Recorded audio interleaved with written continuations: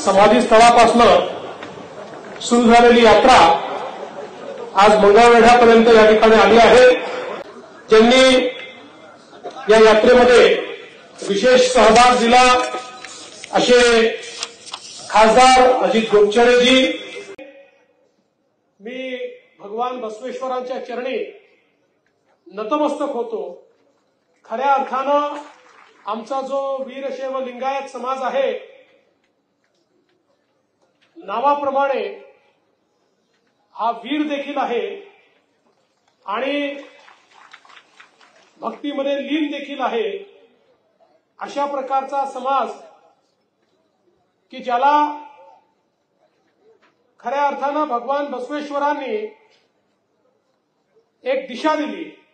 अनेक मागण्या डॉक्टर गोपछडे आपण ठेवलेल्या आहेत, मी सगळ्यांचा उहापोह करणार नाही, पण एवढंच सांगतो की लिंगायत समाजाच्या ज्या ज्या मागण्या आपण ठेवलेल्या आहेत त्या मागण्या पूर्ण करण्याची जबाबदारी ही आम्ही आपल्या अंगावर घेतो आणि मंचावरचे आपले सगळे नेते आणि मी असं मिळून निश्चितपणे या सगळ्या मागण्या आपण पूर्णत्वाकडे घेऊन जाऊ आणि समाजाला एक प्रकारे दिलासा देण्याचा प्रयत्न आपण करू।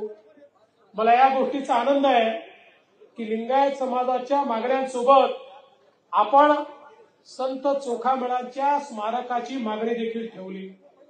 खरं म्हणजे भगवान बसवेश्वरांनी जी शिकवण दिली त्या शिकवणीमुळेच तुम्ही लिंगायत समाजाच्या मागणीसोबत संत चोखामेळांची मागणी देखील या ठिकाणी ठेवलेली आहे।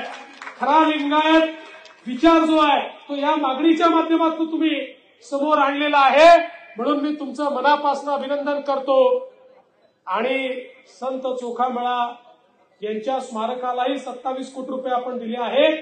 काही अडचणी त्या दूर करतोय आणि त्यालाही जेवढा निधी लागेल तो निधी देऊन तेही स्मारक पूर्ण करण्याचा प्रयत्न आपण करू।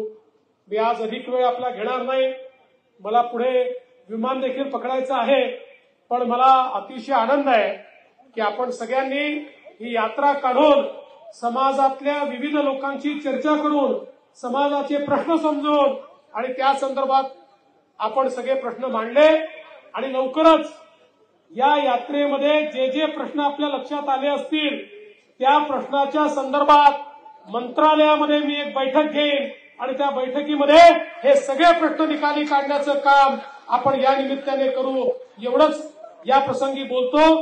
हिंदू वीरशैव लिंगायत मंचाच्या वतीने महाराष्ट्रातल्या सर्व लिंगायत समाजातल्या 57 पोटजातींना एकत्र करून भक्तिस्थळ ते शक्तिस्थळ ही यात्रा आज मंगळवेढा येथे आली। मंगळवेढा येथे आम्ही माननीय देवेंद्र फडणवीस साहेब यांना निमंत्रित केलं, लिंगायत समाजाची शक्ती दाखवून दिली।